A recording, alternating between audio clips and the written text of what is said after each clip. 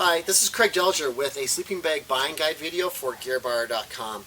I recently published a sleeping bag buying guide article over at GearBuyer.com, and I'm making this video as a companion to that article. I'll put a link to that article in the description below, and I'll also embed this video on that buying guide article over at GearBuyer.com, so be sure to check it out. I'll have additional information over there.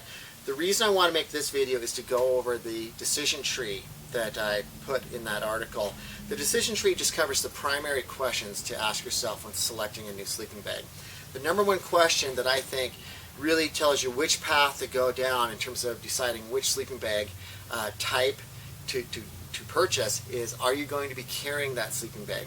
If you're going to be sticking the sleeping bag in a backpack, like you're backpacking or mountaineering, etc., that is going to dictate the preferred insulation type to use in the sleeping bag, as well as the shape of the sleeping bag. Specifically, you're going to want to look at a Mummy sleeping bag because the narrower cut at the foot box of the Mummy sleeping bag helps reduce weight and reduce the amount of materials and insulation that are used, so it compresses smaller. Also, it means that you're going to be having to heat up less dead airspace in the sleeping bag, so it's more thermally efficient. The preferred insulation, if you're going to be carrying a sleeping bag, is go with down. The reason is that no other insulation provides as high of warmth to weight as down does. Synthetics don't come close to it. Also, down is much more compressible than synthetic insulation. So for a comparably rated sleeping bag in terms of its temperature rating, your down sleeping bag is going to weigh less and it's going to compress smaller, and that's very important if you're backpacking or mountaineering. The only reason I would not steer you towards a down sleeping bag if you're going to be backpacking or mountaineering is if you're going to be doing it in extremely wet environments. Historically, that means you want to go to a synthetic sleeping bag because down products do not hold up well in a wet or humid environment. But in recent years, there's been a lot of progress done with the treatments they're applying to down to make it hydrophobic or water resistant, waterproof. I have tested that out and it does work. I'm talking about Sierra Design's Dry Down, or all the different sleeping bags are now using Down Tech as a waterproof or hydrophobic down product. So for most cases, I'm going to go with a down sleeping bag, and if I'm going to use it in a wet environment, I'm going to go with one of the new waterproof or hydrophobic down sleeping bags. Also, developments in the fabric technology allow a lot of the moisture to just not ever get near the down.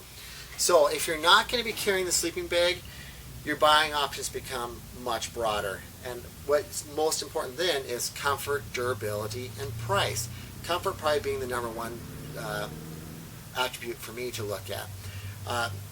The Mummy-shaped sleeping bags, while they're thermally efficient and they cut weight, they aren't as comfortable to sleep in for most people. Most people would prefer a roomier sleeping bag.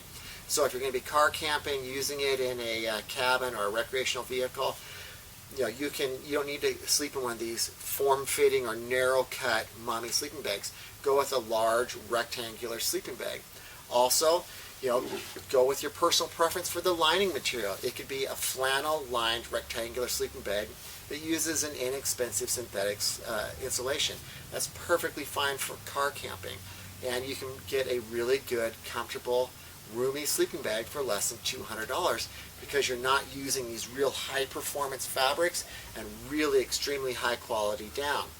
As far as durability of those, you're not going to be stuffing them into a very small compression sack and fracturing the synthetic fibers as easily as you would if you were stuffing that synthetic sleeping bag into a stuff sack or compression sack to fit inside your backpack if you're mountaineering or backpacking.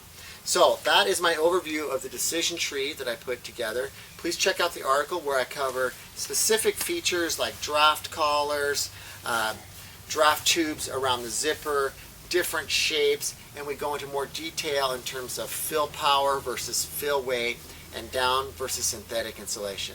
Thanks for watching.